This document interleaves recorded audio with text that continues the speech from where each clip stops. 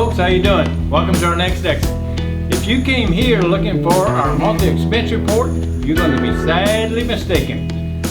As you can see, this whole half circle here is motorhome solar expenses. That's right, the solar panels arrived and we're putting solar on the RV. I've been waiting a long time. So we're going to skip through the expense report simply because there's nothing there. We didn't do any RVing, we didn't go anywhere. We'll put a little bit at the end of the video, but now the FedEx guy's heading out. I want to check these panels out and just see what we got. Well, I gotta say the excitement wore off pretty quick when I saw the damage on all of the, well, on one box is really messed up. Two big holes and a big footprint, and there's a couple of them that had obviously been stepped on and the cartons had been banged up. So I figured we lost one, and I was afraid we lost two or three. But we got them on the table, checked them out, and amazingly, none of them were damaged. I was shocked. And I still was afraid that when I hooked them up, they may not work and they had some internal damage. But everything seemed to be checking out fine. We bought 6 panels. They're 210 watts a piece. And I probably should have done a little more research. I thought I knew how to do a solar install. I wasn't too worried about it. I've talked to our friends, Dave and Karen from Our Endeavor, and Jeff and Lori, and Terry and Cindy. They all installed their own solar systems, and it seemed pretty darn simple. So I just started ordering stuff. Well, if you get anything from this video, let it be this. That's not the way to do it. Don't just get on the internet and start ordering solar panels. Get yourself a cup of coffee and get on Amazon and order this book. It's written by a young man named Will Prouse, something like that. He has a great YouTube channel.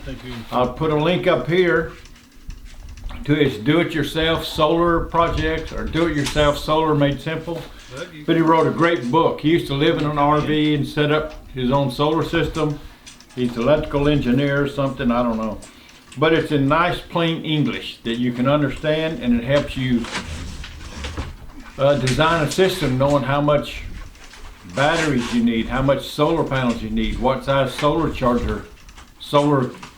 controller you need, the size of wiring you need. There's just a lot of little bitty stuff that I thought I could probably figure out on my own, but I got some stuff confused, especially on the solar charge controller. That probably was after not getting the book first, my second big mistake was not getting the right solar charger. I got 100/50, meaning it can accept up to 100 volts and put out up to 50 amps to the batteries. But I misunderstood how that worked. I can still add another one, so it's probably, even with the book, I would have bought the one I bought. I would have bought 2 of the ones that I bought. As it is, the one's going to be just fine, and depending on how I end up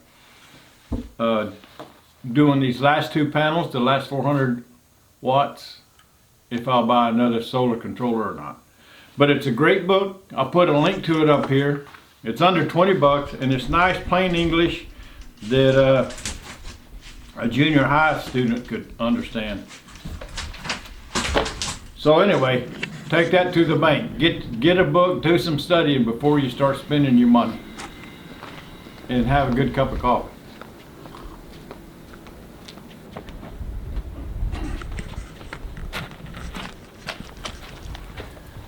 And now this here was another fun part where we took 4 panels. We decided that's what we was going to start with. 840 watts, 4 panels up on the roof on the driver's side, so we could face the front of the motorhome to the west and then tilt them up, and they'd be faced to the south, getting the most sun. And so we set them up in the front yard, wired them up in series, wired them up in parallel, and did some series parallel. And it was pretty fun. We had the solar charge controller, and we hooked it up to the batteries, and you start seeing that solar coming in. It's a pretty cool deal. But then we're looking, how are we get them up on the roof? So we stalled as long as we could before we took on that challenge. Let me show you how we decided to hook them up with that, because you got to pay a lot of attention to your voltage and your current. And so we built us a little spreadsheet. I'm not going to spend a whole lot of time on this because it's really not a how-to video. It's just more how we did. our install. But there's 5 or 6 numbers you need to know before you buy your solar panels and as you're designing your solar system.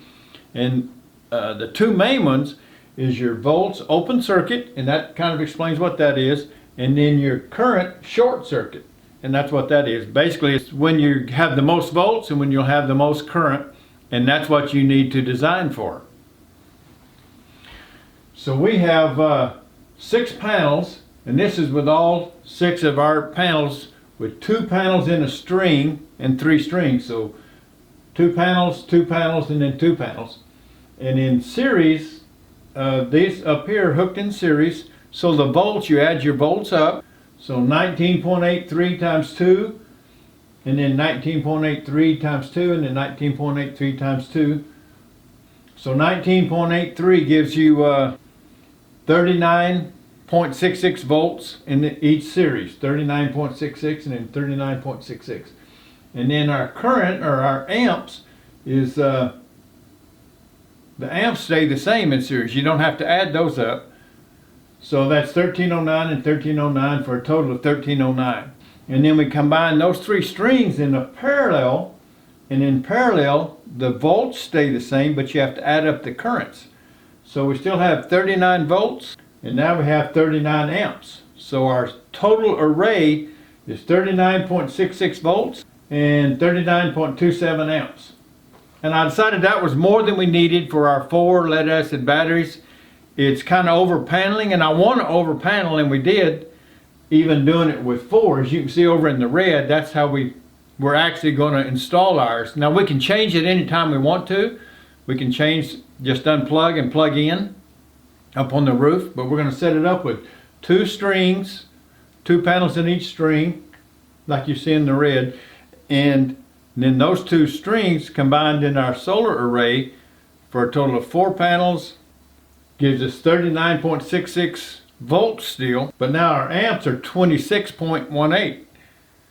So it lowered our amps. We can use a little bit smaller wire, and that's what we're going with, is the 2 strings for a total array of 4 panels. So enough of that. You can kind of look at the chart. It might help you design your chart to figure out what you need. And then about the last thing we got to figure out is how we're going to get the panels up on the roof, and then how we're going to attach them to the roof once we get them up there. So in trying to figure out how I'm going to attach these solar panels to the top of the roof, I know that I have a 1/4 inch solid fiberglass roof, but that's just not a lot of meat there to screw into. And I know some people use these well nuts that you drill a 1/2 inch hole and stick this rubber well nut down in there and put a screw in, and it squishes that rubber well nut and makes a watertight seal. But that's a lot of holes, 1/2 inch holes, and with 6 panels, that's like 50 holes on the roof. And then when I put the other 2 panels in, there's another 20 or 30 more. I've got a 1/2 inch in diameter well nut, and I think it's 1 inch long. And the last 1/4 of an inch, it has a little nut down in there. Little brass nut. So you put it in your hole, and then you put your bracket on for your solar panel. So as I screw it in, the screw is going to go in and grab hold of this brass nut and pull it down and make it get fat.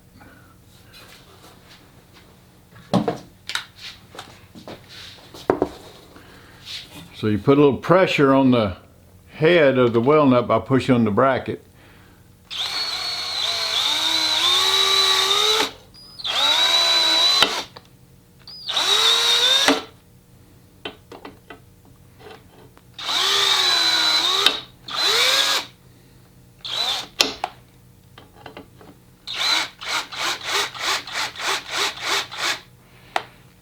So now the end of this well nut's probably 3/4 of an inch. So that just seemed like a lot of holes in the roof.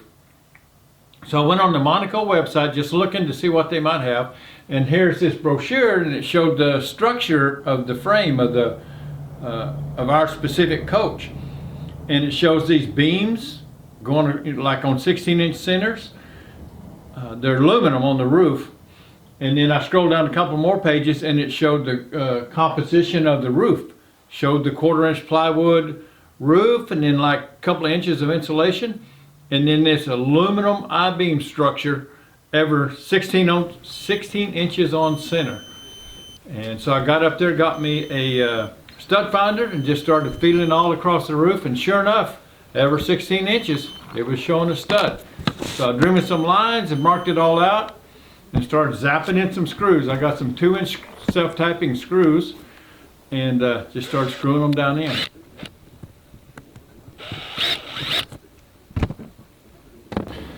Well, I think we're going to end it right there. We're not totally through with the install yet, but we've got all of the materials. Everything's here at the house. We figured out how we're going to wire it. We figured out how we're going to get it up on the roof, how we're going to attach it to the roof, and it's really going smooth. We hit some pretty big bumps there at the start, but everything worked out pretty good. We might have wasted $300 on stuff we had to reorder, wire, and a couple of odds and ends. We're very excited. I think as soon as we get it installed, we're gonna run out to somewhere up in the desert and do a couple of days of boondocking, just seeing how everything works. I promised I'd show you our November expenses here at the end of the video, so let me kind of go over that. We spent almost $4,500 for the month, but almost $2,700 of that was for the solar install. So that leaves about $1,500 or $1,600. And of that $1,600, half of it was for food, $800 or $900. And the house was $260. The utilities was $160 or $70. So that's that's $400. And then the last of it was just our insurance, our medical, and then I have to add in our taxes and the insurance, several prorated things that we put in, our dues for Thousand Trails. So probably when we add all that stuff in, it's going to be up closer to $5,000, but way more than half of it was the solar install. So you can see it here, the list of stuff, and then by the colors, we got the motorhome, groceries, house, utilities, medical. You can just tell by the colors, it starts getting pretty small pretty quick. So anyway, that kind of wraps it up. We'll do a regular expense report at the end of December to wrap up the year of 2020, thank goodness. And we'll be actually out doing some boondocking, so we'll have some RV numbers to put in there too. So I hope this wasn't too discombobulated. I kind of jumped around a lot, but we're excited. I'm trying to get it put together so I can get this video out. I hope you learned something. I hope you enjoyed it. And until we see you guys again next time, keep the wheels rolling. Stay safe. We'll see you at the next exit. Bye-bye.